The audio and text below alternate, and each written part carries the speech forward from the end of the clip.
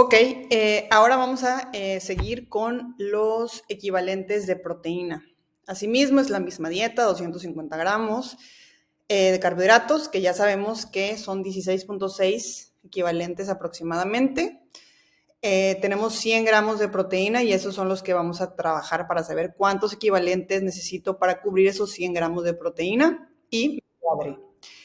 En el caso de las proteínas, hay que recordar que también hay alimentos o grupos de alimentos diversos y grupos de alimentos propios de este macronutriente. Igualmente, la leche nos va a dar 9 gramos de proteína, las leguminosas nos van a dar 8 gramos de proteína, los cereales con o sin grasa nos van a dar 2 gramos de proteína sí o sí, las verduras nos dan 2 gramos de proteína y los alimentos de origen animal, ya sea con moderado, alto, bajo o muy bajo aporte de grasa, por su nombre como tal, su nombre lo dice, todos esos 4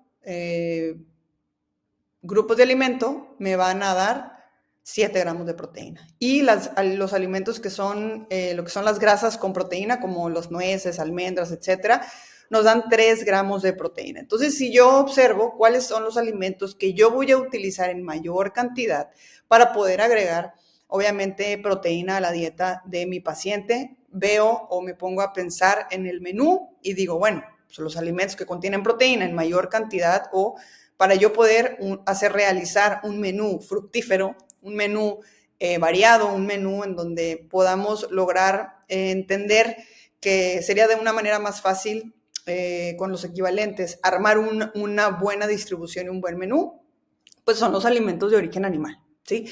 Que son los que viene la carne, viene el huevo, viene el queso, viene pues como tal, ¿verdad? La cantidad de jamón y todos los tipos de carne que existan y que existen. Obviamente, pues si vemos una dieta vegetariana, pues nos vamos con las leguminosas, que tienen un aproximado, aunque sea vegetal, tienen incluso en proporción un poquito más de proteína.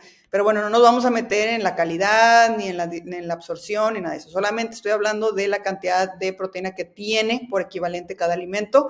La leche incluso me da 9 gramos de proteína. Entonces, si yo hago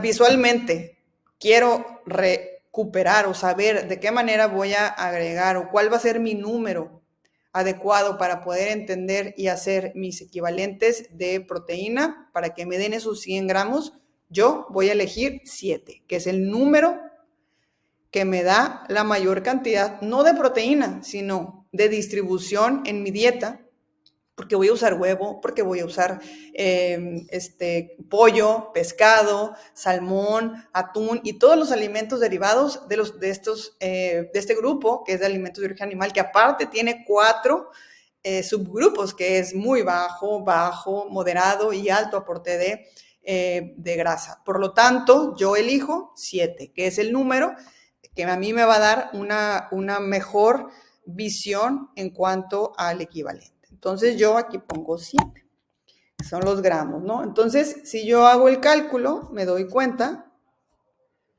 que son 100 entre 7, son 14 equivalentes, 14.2 equivalentes. Entonces yo ya tengo mis equivalentes de proteína también.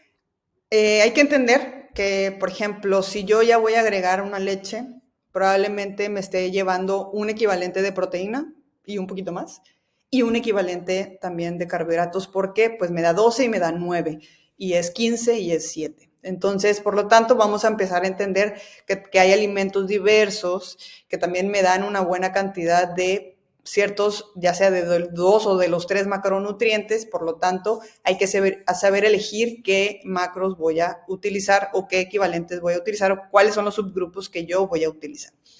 Entonces, esto queda en cuanto a proteína, ya pudimos entender los gramos adecuados para poder cubrir estos 100 gramos en total.